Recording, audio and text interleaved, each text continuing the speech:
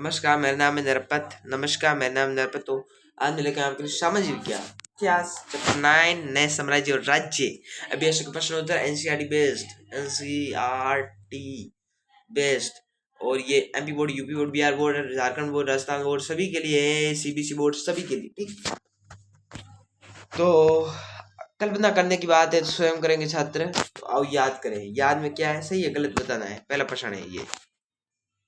तो हरिशेन ने गौतमी पुत्र श्री सातकर्णी की प्रशंसा में प्रशस्ति लिखी। गलत बात है ये।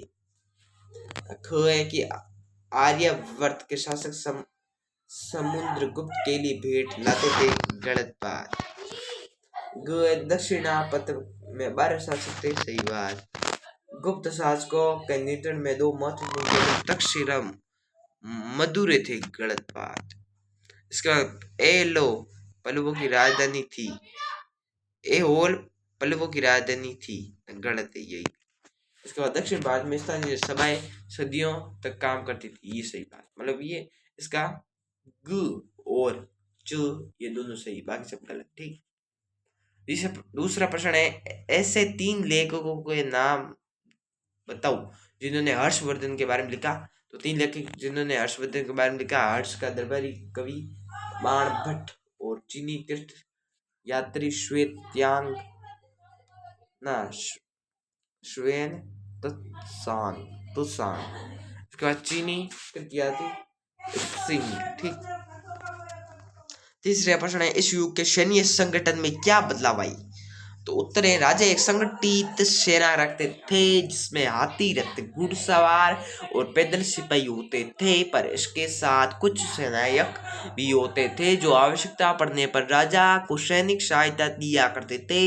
इन सेनायकों को कोई नियमित वेतन नहीं दिया जाता था, बदले में इनसे कुछ को भूमिदान दिया जाता था। दी गई भूमि से ये कर वसूलते थे जिससे वे सेना घोड़ों की देखभाल करते थे, साथ ही इससे युद्ध के लिए हथियार जुटाते थे। इस तरह के लिए व्यक्ति सामंत कहलाते थे। जहाँ कहीं भी शासक दुर्बल होते थे, जहाँ ये सामंत स्वतंत्र होने की कोशिश करते थे। तो इसके बाद चौथा प्रश्न है, इस काल की प्रशासनिक व्यवस्था में तुम्हें क्या क्या नई चीजें दिखती है। ठीक। तो पहला, कुछ महत्वपूर्ण प्रशासकीय पद आनुवंशिक बन गए, अर्थात बेटे अपने पिता का पद पाते थे।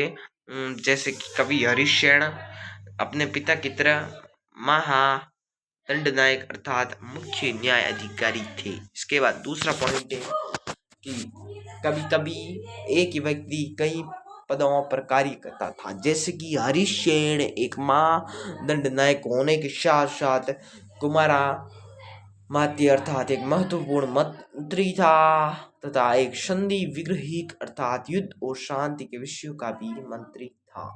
इसके बाद तीसरा, स्थानीय प्रशासक में प्रमुख व्यक्तियों का बहुत बोलबाला था।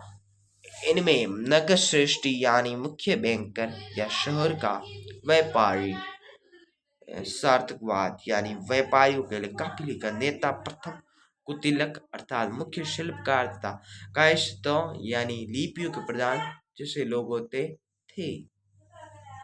ठीक। इसके बाद आओ चर्चा करें। ये कोई पूछता नहीं। ठीक।